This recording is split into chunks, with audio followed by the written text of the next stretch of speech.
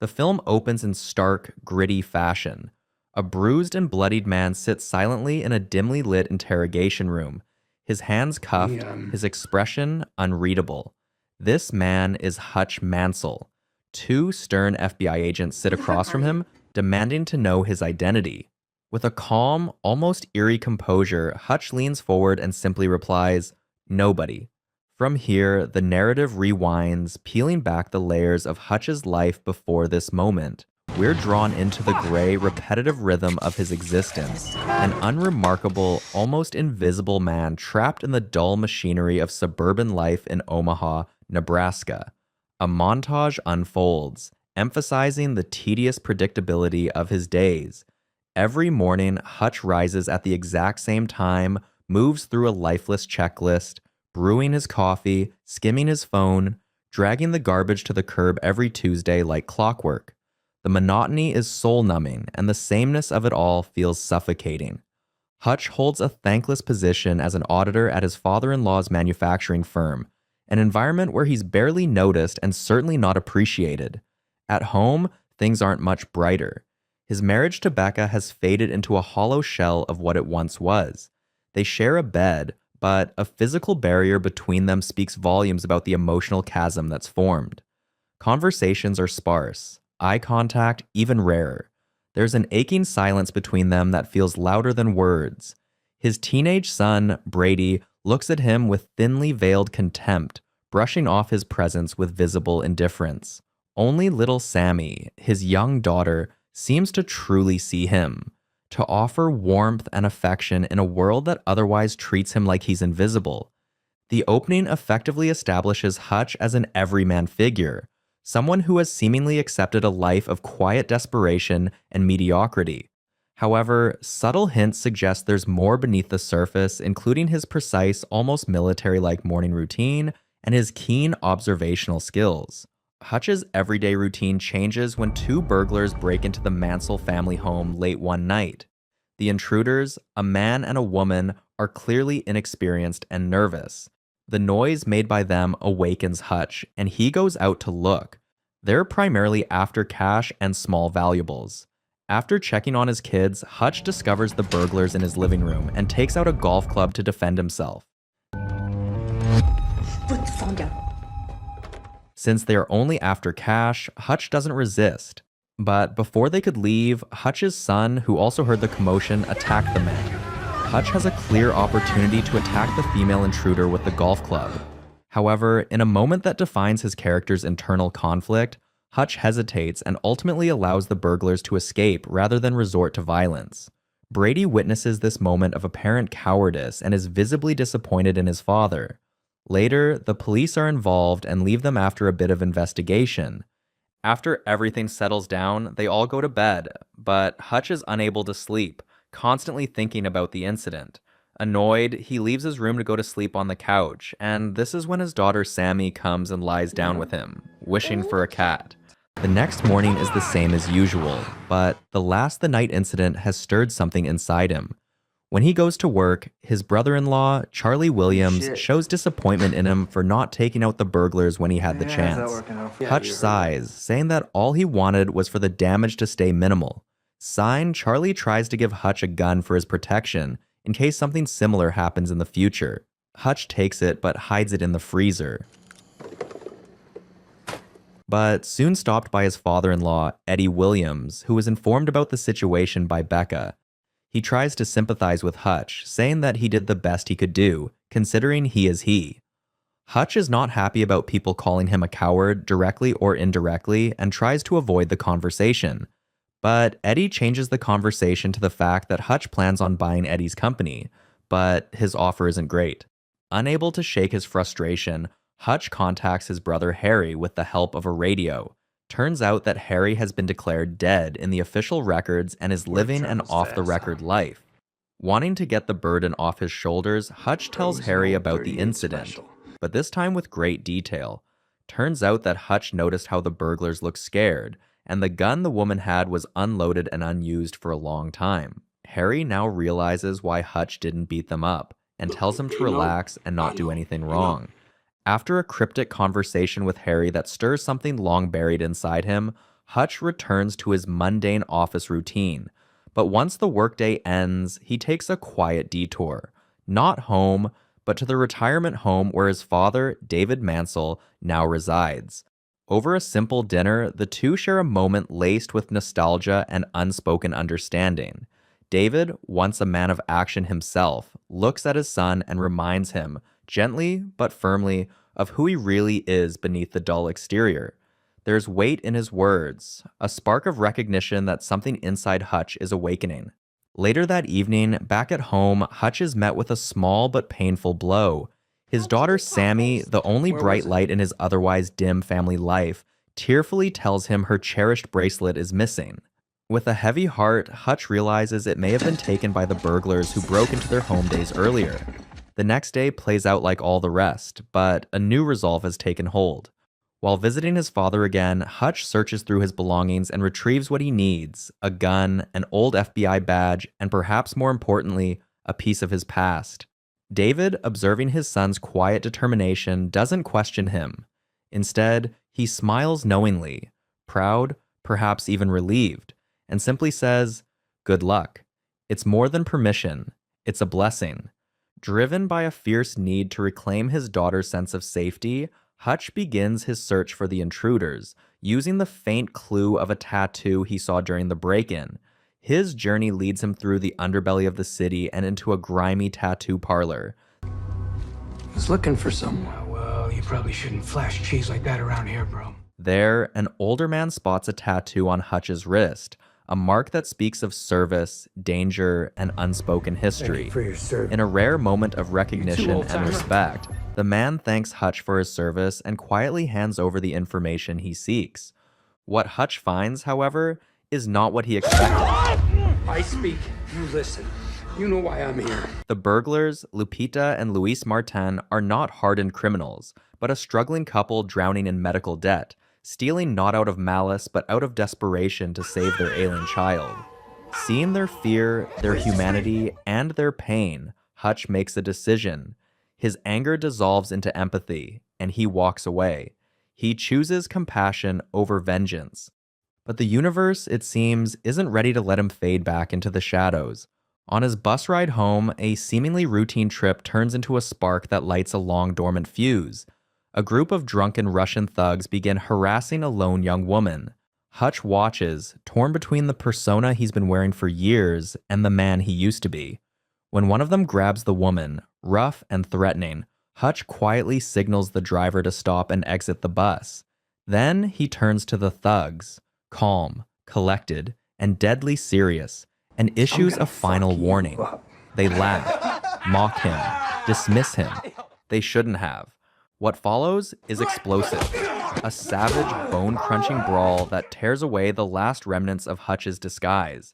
He transforms before our eyes, wielding makeshift weapons, a cord, a metal pole, a shattered bus fixture, with ruthless skill.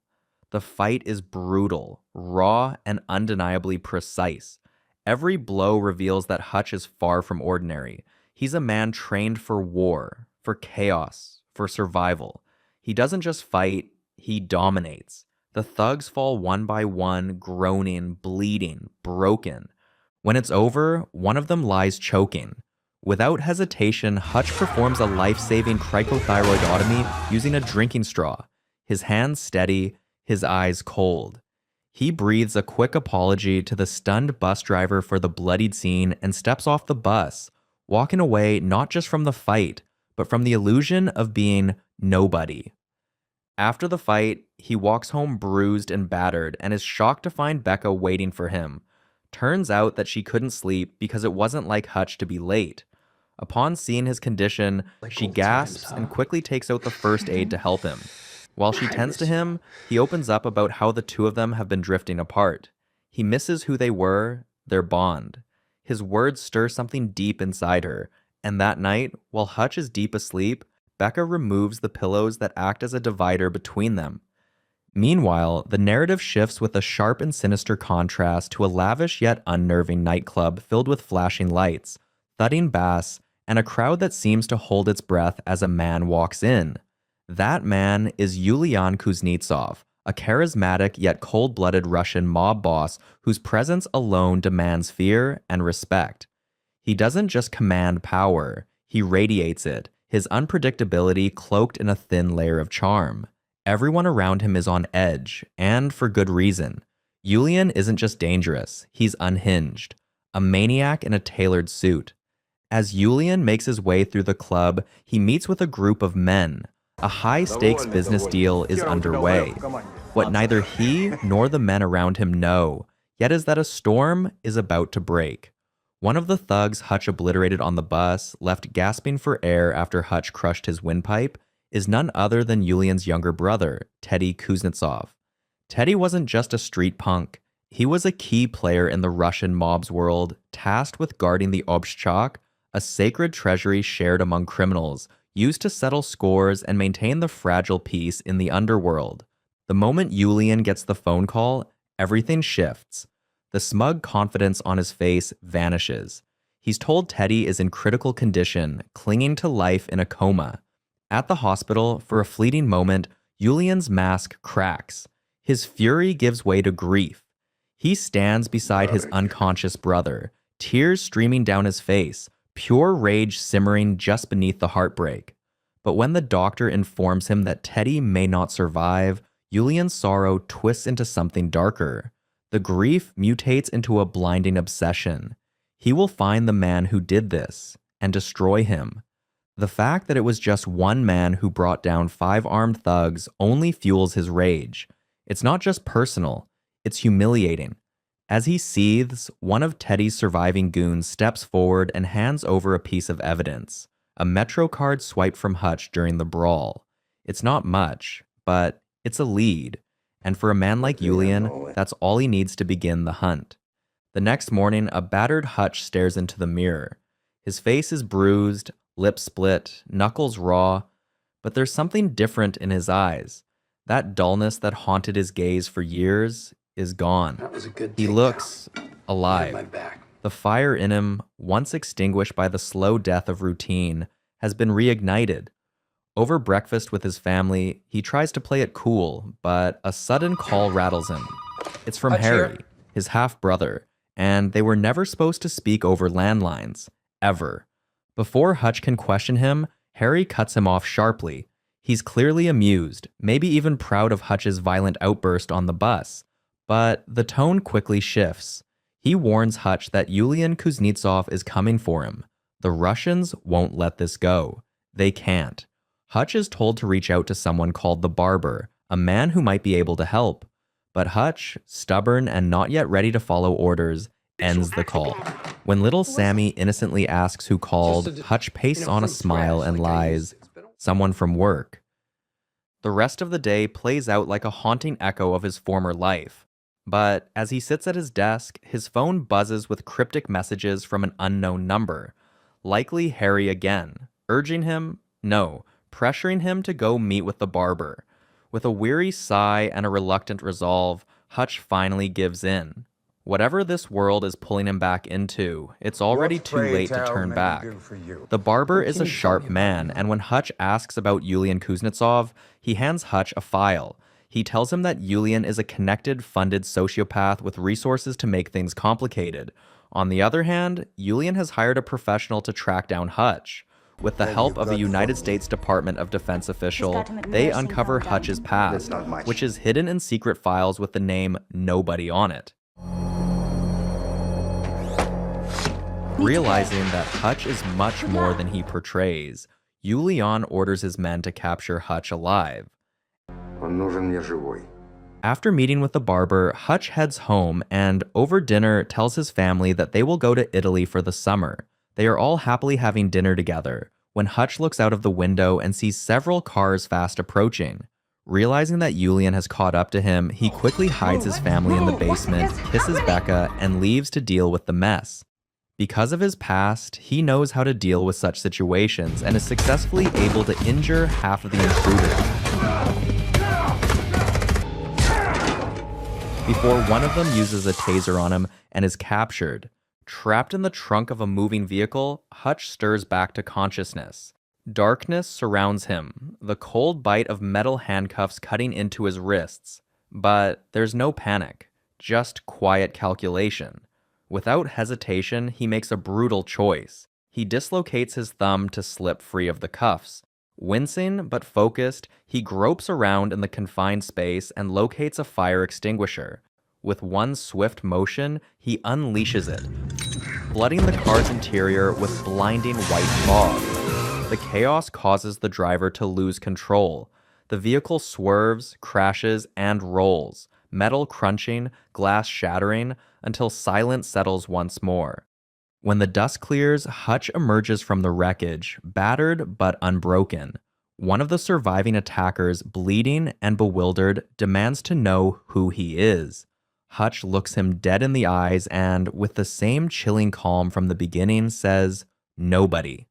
Then, in a low, resolute voice, he adds that he once held a title feared across nations, an auditor, a deadly fixer used by the US intelligence community to clean up the worst of the worst. His job was simple: eliminate the irredeemable, and he was very, very good at it.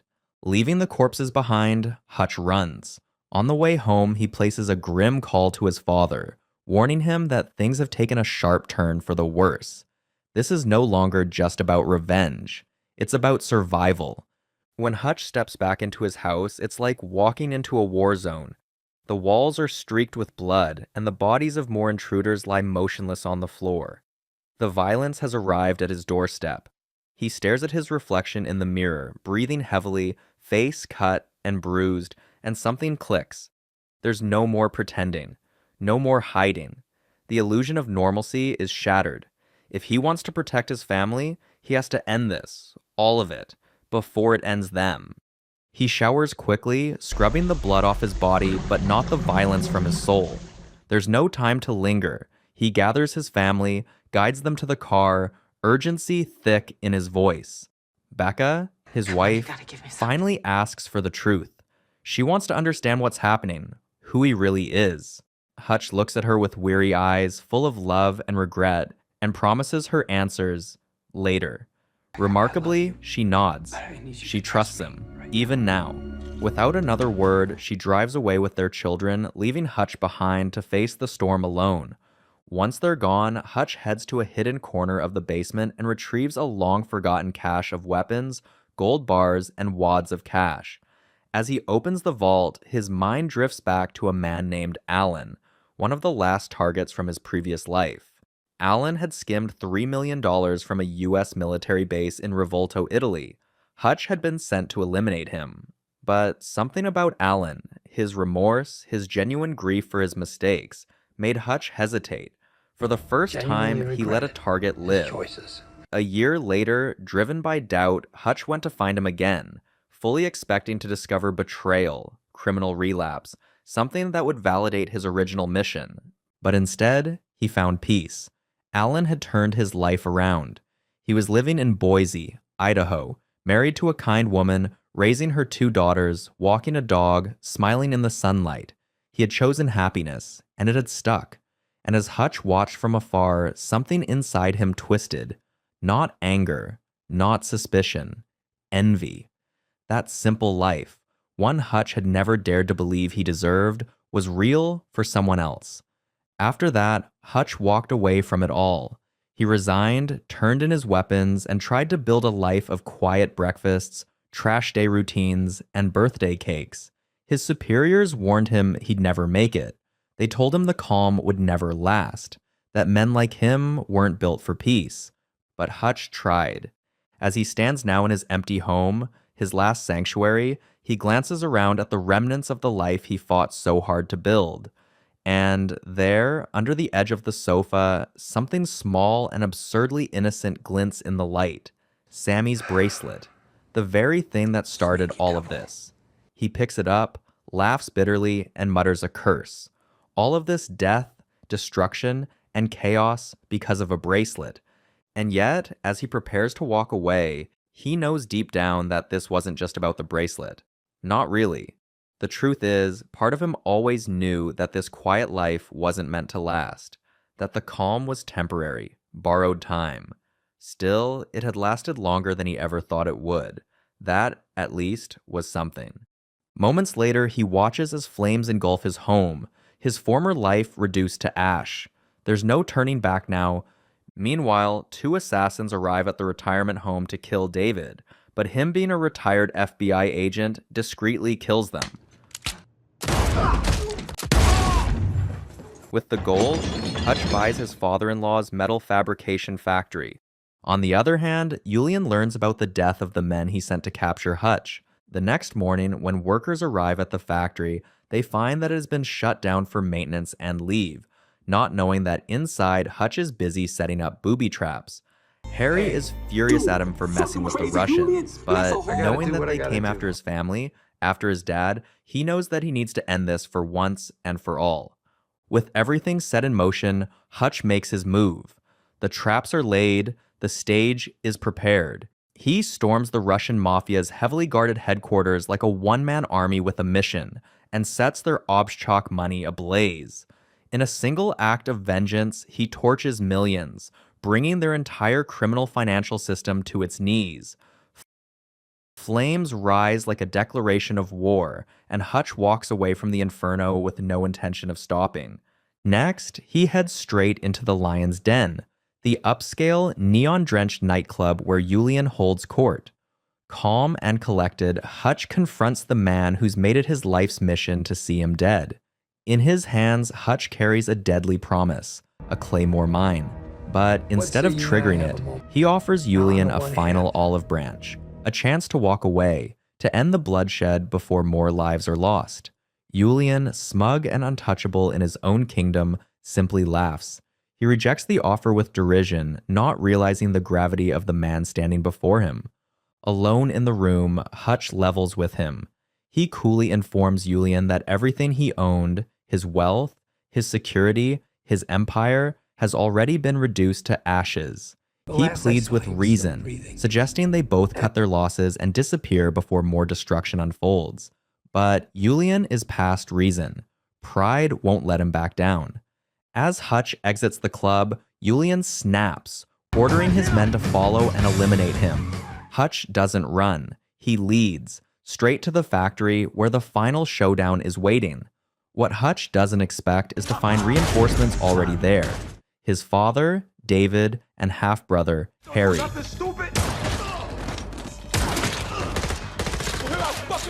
Both armed and ready. David, with a glint of mischief in his eyes, confesses that the quiet life wasn't all it was cracked up to be. Truth is, he missed this kind of chaos. Together, the trio becomes a force of nature. Wave after wave of Russian hitmen descend on the factory, but they're met with unrelenting resistance. The traps Hutch rigged earlier are set off in brutal, brilliant succession. Flames, tripwires, explosives. Father, son, and brother fight side by side in a storm of bullets and fire, moving like a unit that's done this before. Bloodied but unyielding, they push back every attacker. Just as the dust seems to settle, Julian appears out of nowhere, seizing the moment to wound Harry and turn the tide. Out of ammo and options, Hutch charges at him, strapping the claymore to a panel of bulletproof glass and tackling Julian head-on. The explosion rips through the room, shielded just enough by the glass to spare Hutch's life. Julian, however, isn't so lucky. His reign ends in fire and fragments. Sirens wail in the distance. Police are on their way. Knowing what needs to be done, Hutch urges his father and brother to flee while he stays behind to handle what comes next. As they escape into the night, Hutch takes a breath and leaves a heartfelt voicemail for Becca. In a rare, vulnerable moment, he tells her how much she means to him, how she was the only real light in the hollow, colorless life he tried to convince himself he wanted. He owes her everything. Before the authorities arrive, he rescues a kitten, a symbol of innocence in the midst of wreckage, and then walks calmly toward the flashing lights and drawn weapons. The film comes full circle. We return to the stark, sterile interrogation room where Hutch sits in handcuffs, facing two bewildered agents. They ask the question again. Who are you? He meets their gaze and repeats the only answer he has ever truly given. Nobody. Before they can press further, simultaneous calls light up their phones. Their expressions shift from confusion to sudden deference. Without explanation, Hutch is released. No charges, no questions. Just a free man once again. 3 months pass. The dust has settled. Hutch and his family appear to be back to normal life, touring a new house, discussing renovations, pretending peace is real. But as they explore the property, Hutch receives a phone call. The tone is unmistakable. Trouble is brewing again. The film closes not on calm, but on a promise of more chaos. David and Harry are shown driving a family camper van across an empty stretch of land, armed to the teeth and grinning. Guns packed, eyes sharp, they're ready for whatever comes next for them.